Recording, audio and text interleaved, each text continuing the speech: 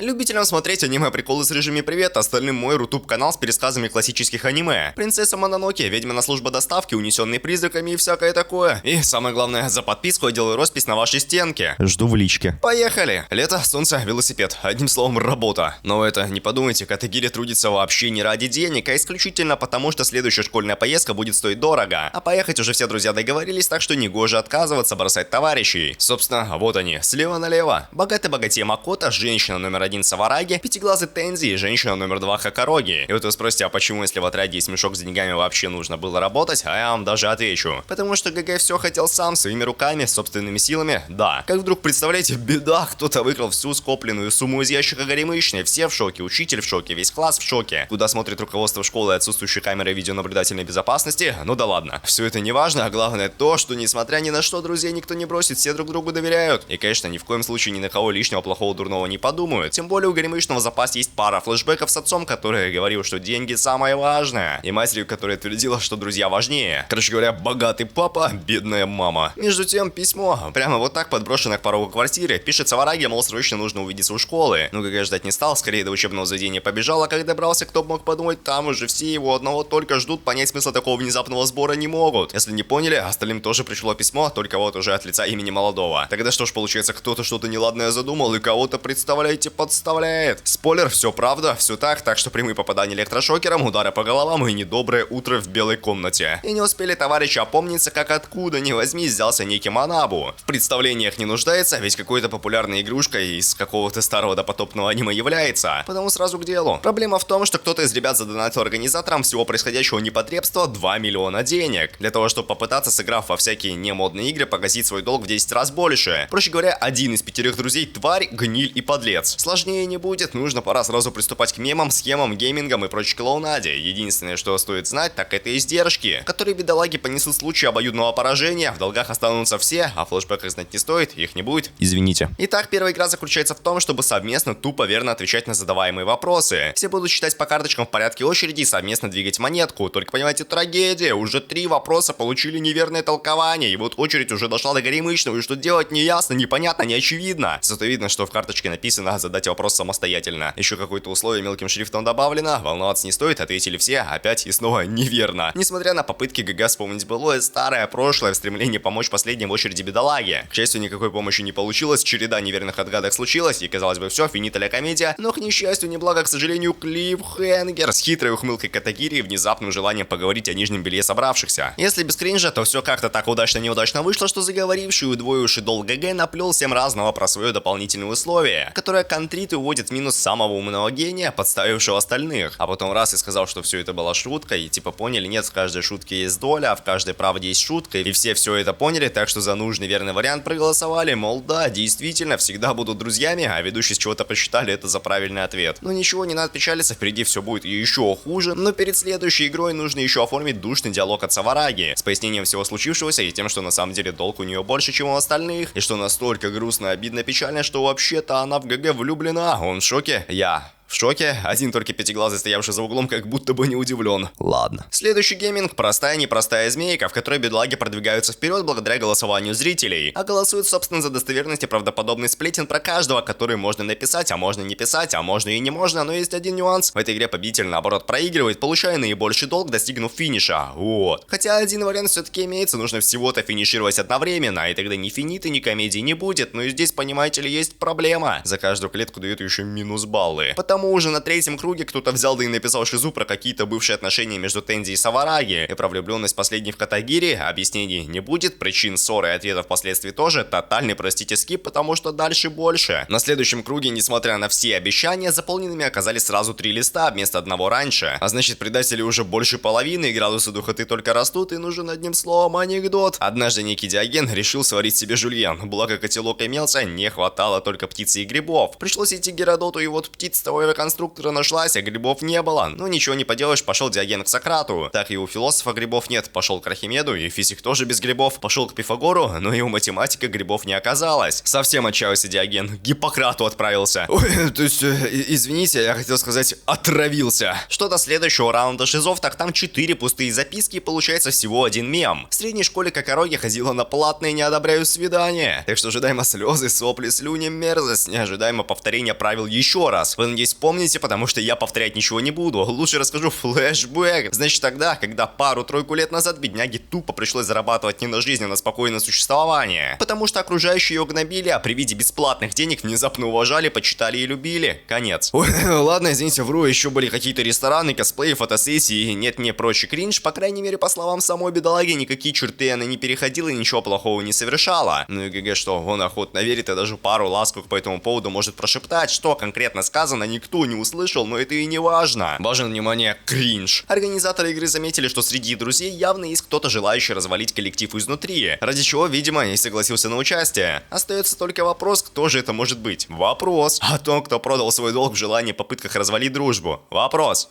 Организаторов. Но так и быть, чтобы у вас ответов не оставалось, расскажу. Главное, гниль Пятиглазый. Это он все учудил и подстроил, и деньги из шкафчика забрал, и все остальные разговоры везде подслушал, потому что Шиз настоящий фатальный арбузер. И до сих пор не может смириться с тем, что отношения между ним с Савараги так и не сложились. То он и следил за горемычной повсюду, то он и брелок с отслеживанием геолокации подарил. Хочет, проще говоря, чтобы когда все станет грустно и плохо, обидно и досадно, единственный добрый, положительный и хороший оказался именно он. Тогда-то и случится любовь с помидорами и хэппи-эндом. Нужно всего-то накалить обстановку до предела, посеять максимум сомнений и посоветовать никому не верить, ни с кем не общаться. А то вдруг Кокороги сама всякие гадости про себя написала и таким образом решила несчастную подругу подставить. Теперь осталось перейти к следующему раунду и заполнить новый план. И тут вдруг Тензи понял, что сам находится на последней клетке. А значит, отсутствие фактов о нем дело подозрительное. Пришлось написать какой-то кринж и нет, не выйти, ведь оказывается есть какой-то таймер, лишь после окончания которого можно покинуть кабинку. А там на выходе, представляете, фатальная Санта-Барбара, пощечины, крики, удары, атаки и прочий негатив. Короче говоря, все сложилось как нельзя удачно, еще и во время отсутствия самого зачинщика проблем. Поэтому нужно добить до конца, гнуть частичную линию и создавать лишний кринж, а там можно еще и вперед сдвинуться и заодно на внезапную легендарную клетку с положительным эффектом попасть. В общем, Савараги может выбрать кого-то одного любого, о ком отхапали факт организаторы. И если зрители согласятся с тем, что высказанная правда, чела ждет неминуемое продвижение прямо по курсу. И вот тут уже накал страстей, проблема, беда. А что если вдруг горемычная выберет Тензи, потому что доверяет ему, а о нем, оказывается, вскроются факты, и тогда что ж будет, что будет? Ладно, ничего не будет. К счастью, кринжануть самостоятельно вызвался Макото. Ему, мол, скрывать нечего, ничего плохого он не делал. Ну и это, быть может, даже правда, однако факты рассказали про отца, который богатый не потому, что молодец, а из-за всяких недоброкачественных приколов. То есть все, доверие окончательно порушено. А Тензи только рад, потому что в таком случае можно и нужно окончательно добить чела парой-тройкой гнилых слов о попытках богача показаться хорошим, которые, скорее всего, напрямую связаны с отцовскими негативными занятиями, покрывающими и скрывающими настоящую правду. И вот кто мог подумать в следующем раунде в записках информация математического толка, мол, Макото настолько гнили, что когда-то где-то успел поделить человека. Все в шоке, и даже Тензи, да, ведь настолько ультимативную информацию он точно не писал, оно и ясно. Пятиглазого обвили вокруг пальца, иначе с чего бы Катагири опять и снова хитро лукаво улыбался. Ну а вы что думали? Презумпции невиновности не существует, бедлага продвинется на несколько клеток вперед. Ведь никто ему среди зрителей не верит, у наблюдателей даже есть веское тому основание. Мол, людям завидно и ненавистно то, что богачи получают все самое лучшее, одним словом, кринж. Потому что тогда вообще непонятно, кто эту игру смотрит и откуда у организаторов деньги, если смотрители не лудоманы с мешками наличных. Зато теперь горемычному понятно, что во всех проблемах и приколах виновен один единственный недруг. И все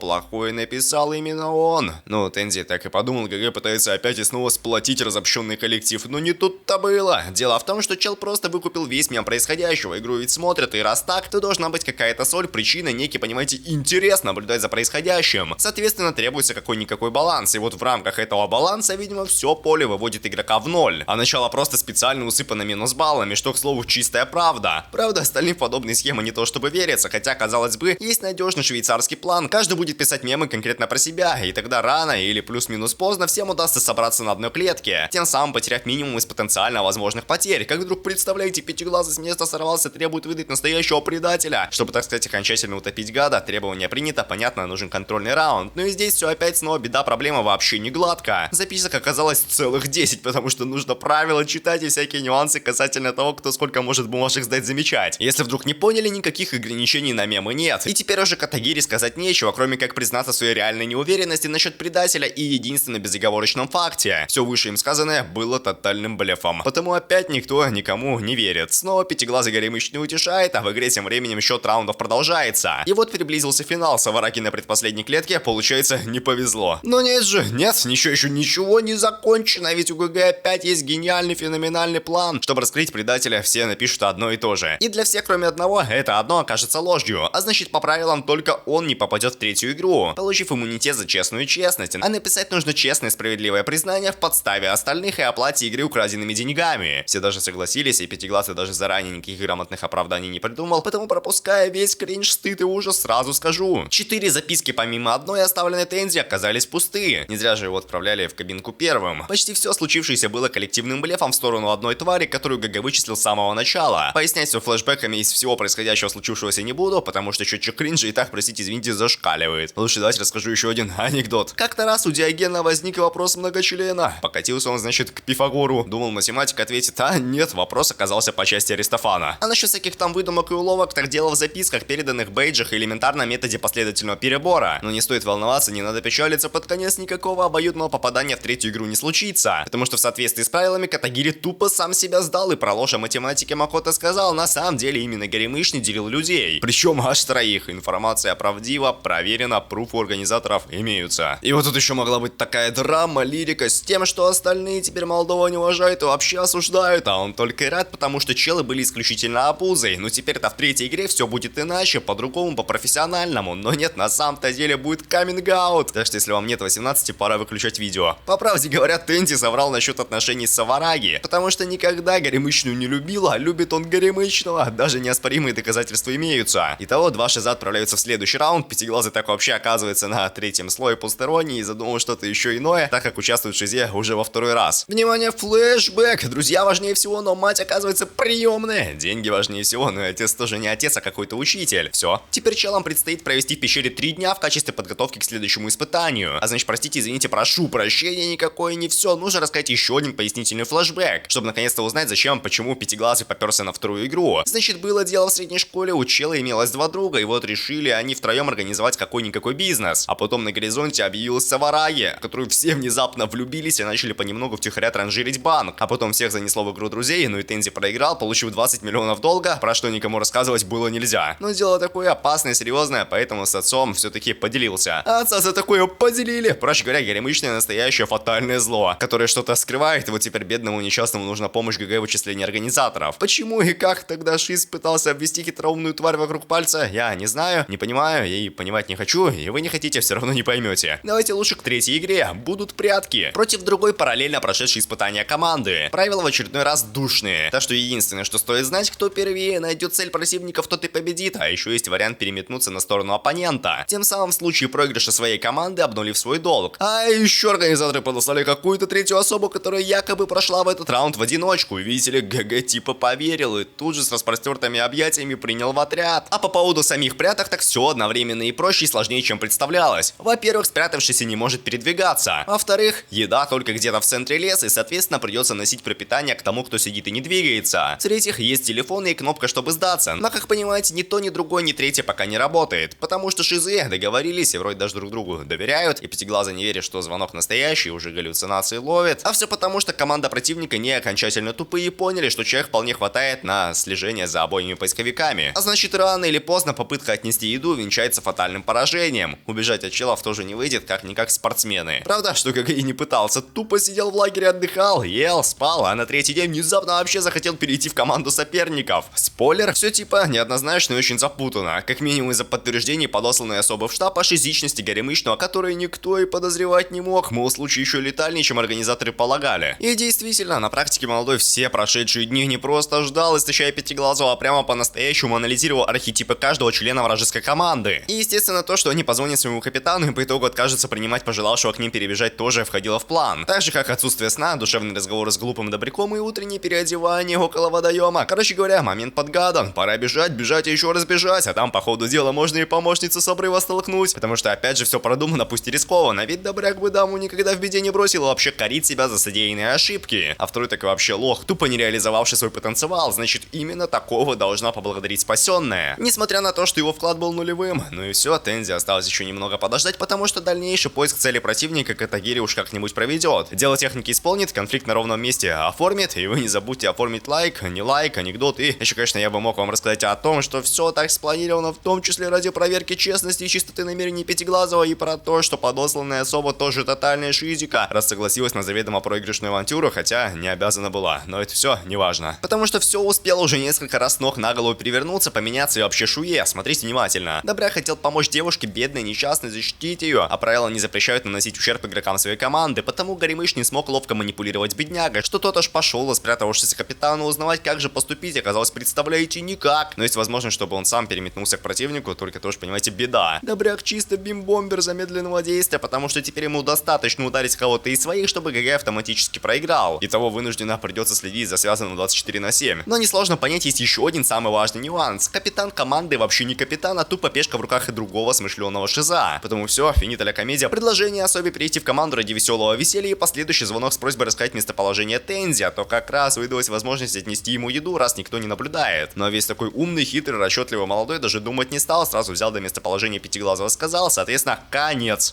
Поверили? Поверили, да? А вот и нет. Ведь несмотря на то, что цель группа спортсменов нашла раньше, их капитан по несчастливой неслучайности нажал кнопку сдаться. Одним словом повезло, другим словом резня. Ну, в смысле, действительно. Ради победы Катагири устроил фатальную резню. Позвонил, значит, тому самому капитану и начал в прямом эфире ломать пальцы связанного. Так сказать, самый нужный и полезный инструмент в баскетбольном деле еще и давит на то, что именно шкаф виновен в случившемся, ведь сам завел команду в игру друзей. Короче говоря, победы и поздравительные попадания по лицу, только все это зря, оно того не стоит, и вообще у бедлаги пальцы целые. Потому что правильно, не целый палец имеется у самого ГГ, но если поняли, не поняли, чтобы тот самый хрустящий звук был, нужно было действительно что-то сломать, но с другой стороны, Горемыш не настолько тварь, чтобы делить ни в чем не повинных, тем более добрых, благочестивых людей. И вот вы спросите, а почему же он тогда столкнул ни в чем невинную особу в пропасть, а я вам даже отвечу. Молодой сходу понял, кого к ним подослали, потому что как-никак рандомная, адекватная девушка не то чтобы не выполнила, а даже не согласилась бы на шизичные планы, мемы и схемы. Так что, как говорится, успехов, удачи, кучу денег в придачу и последующих побед в не менее более кринжовых играх. К счастью, никакие пожелания никому не помогут. На практике, пока ребятки играли, случилось непоправимое. В классе Савараги все в краже бюджета подозревали, потом отца Макоты из-за утекших в сеть сведений о махинациях арестовали, а после так вообще оба ребят куда-то пропали. Ой, то есть, простите, извините, вот же он богач, идет в автозак. Причина ясна. Не стоило рассказывать отцу про игру и просить финансы на покрытие комиссии. Теперь ничего нет, ни бати, ни друзей, ни денег, да. Из важного глубже копать полиция не советует, так как Ороги больше ничего из команды за ненадобностью, бесполезностью, неспособностью думать, знать, поступать самостоятельно. К счастью,